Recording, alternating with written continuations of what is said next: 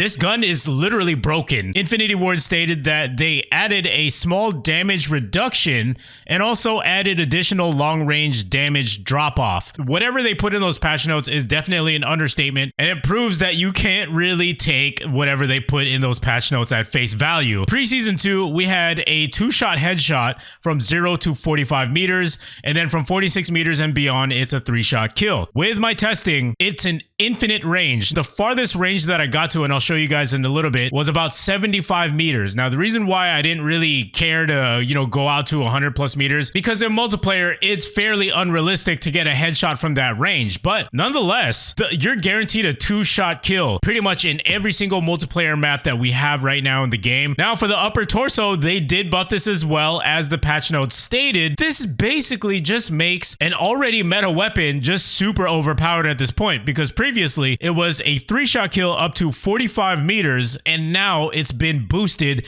to 55 meters. So pretty much you're looking at a 10-meter boost. Now, here's what's new. So for the lower torso and the limbs, they actually shared the same exact damage profile as well as damage range. So from 0 to 28, you get a 3-shot kill, and 29 meters and beyond, it's a 4-shot kill. Now in Season 2, the lower torso does get its own damage profile, and then also the limbs do get its own damage profile as well. It's only a 1-meter reduction to the range as far as the damage goes, and you're still going to get a 3-shot kill regardless if you're up close. But, this isn't anything to really worry about here, because the limbs are one of the smallest targets, and we have a much higher percentage chance of hitting this torso area in general, because simply it's a bigger target. And then the little bonus here is the headshot, and we're going to take a look at the recoil patterns as well. But if you know anything about the 7.62, the recoil pattern is fairly vertical, so you're most likely going to get some headshots. My verdict here: insane buff to the 2-shot headshot range,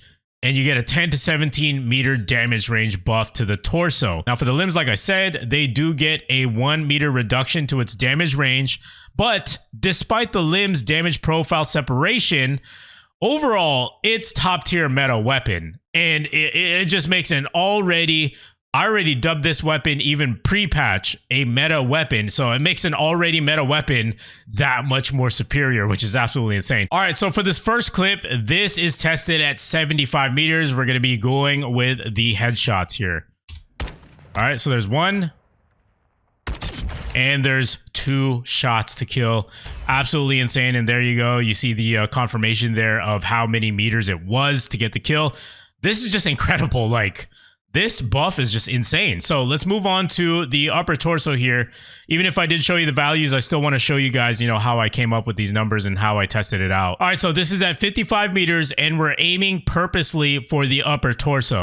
1, 2, and 3. That is a 3-shot kill at 55 meters. Remember, the previous range was 45 meters for a 3-shot kill. Now for the last and final test right here, we have 45-meter range, and we're also going to be purposely aiming at that lower torso. That's 2 and 3. We get a 45-meter kill. 3 shots. Make sure to stick through all the way to the end of the video so you guys can see some weapon testing comparison between the base Kastov 7.62 and our custom build, which we are about to talk about right here. So for these perks, lethal, tactical, etc., these are all personal preference. I just want to put that out there. You can use whatever you want to. Now, moving on to the build, let's start off with the muzzle here, because I think this is very important. So for the muzzle, we're going with the Tempest GH50. Now, if you take a look here, it gives us vertical recoil control. Now, the reason why, and you'll see later on in the testing, is because the vertical recoil on this gun is very, very high. So you really need to control that as much as you possibly can, and we can accomplish that with this specific attachment. Now, as far as tuning goes, I went with 0.65 towards that aim down sight speed and 0.15 towards that aiming idle stability. So this will definitely ensure that we'll be able to control that recoil pattern, which, by the way, isn't really that hard to control to begin with, because you're really just trying to combat that vertical recoil. there isn't too much horizontal recoil going on here. All right, now moving along with the theme of recoil here, let's move on to the underbarrel. We got the Merc foregrip for hip fire accuracy, recoil steadiness, hip recoil control, aim walking steadiness. So in this specific case, this attachment is meant for close range engagements. Because remember, we want to take advantage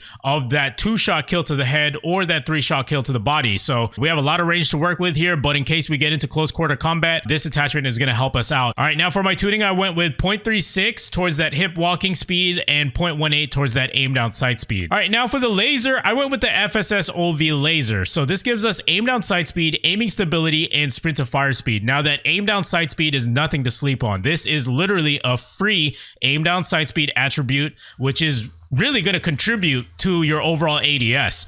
And you'll see that later on in the testing, once again, that it really does help improve our aim down sight speed. Now, another thing that's new in Season 2 is the ability to tune our lasers. I went with 0.13 towards that sprint to fire speed and 39.48 towards that aiming idle stability. Now, for the stock, I went with the ProLight TL3 stock for sprint speed, aim walking speed, crouch movement speed, and aim down sight speed. Even though it has a few cons here of aiming, idle stability, and recoil control, it's not going to affect us too much. You'll see in the recoil pattern testing of pre versus after our custom build, it's actually a really nice bullet spread as well as nice clean recoil pattern. So we'll still be able to enjoy the pros here of mobility and handling as well. Now for tuning, we got 3.35 towards that aim walking steadiness and 1.86 towards that aiming idle stability. All right, and last but not least, we have our Demo X2 grip for recoil control. And for the tuning, I went with 0.65 towards that aim down sight speed and 0.38 towards aiming idle stability. It just doesn't even feel fair at all using this build. But yeah, let's move on to the weapon testing so you guys can get an idea of what these attachments do to the weapon versus the base 7.62. We are going to be testing the base weapon, no attachments, versus our custom build Kastov 7.62 in their movement speed. So we're basically just going to start here at the same exact time and see which weapon reaches the wall at the other end first. So we're just going to play it here. And remember, we're not going to get exact definite results here. We're just looking for a visual cue. All right. And let's pause it. Let's go frame by frame, actually. All right, so it's a clear winner that our custom build has hit this wall first, while the base weapon hasn't even hit it yet. Visually, you do see that the custom build does win this race. I mean, it's already at this wall at about 9.5 seconds, while the other one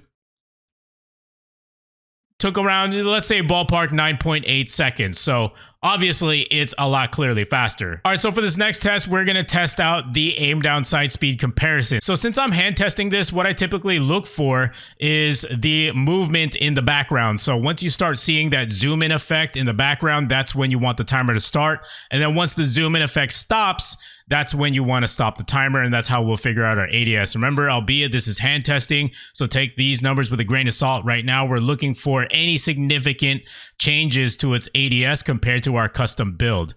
So let's go ahead and start it off. So as you see there, when I use my arrow keys, I'm going frame by frame. You do see some movement in the background for that zoom in effect. All right, so let's keep it moving here.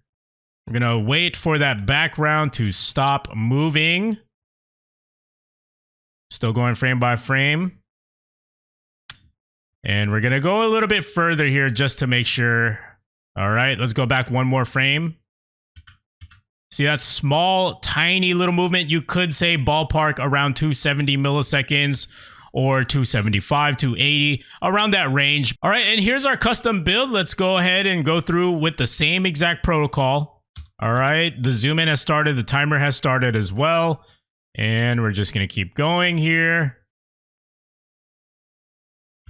Let's get past 250, 267 milliseconds, 283. Background clearly has stopped moving. Let's go back a few frames. All right, so 233, that's when we see the last movement. And 250 is the last stop here for our ADS and when we stop seeing that zoom in effect. So 250 versus a 283 ADS. with our custom build. So that's a pretty good improvement in my opinion. All right, and last but not least, let's check out this recoil pattern. So what I was saying in the beginning is that you may notice yourself getting a lot of headshots, and it's just a natural occurrence here because our base recoil pattern right here is very vertical. So it's very obvious here if you're testing the recoil pattern why a vertical recoil attachment is going to help you out. So here we have our custom 762, and as you see, the recoil pattern is definitely a lot less vertical.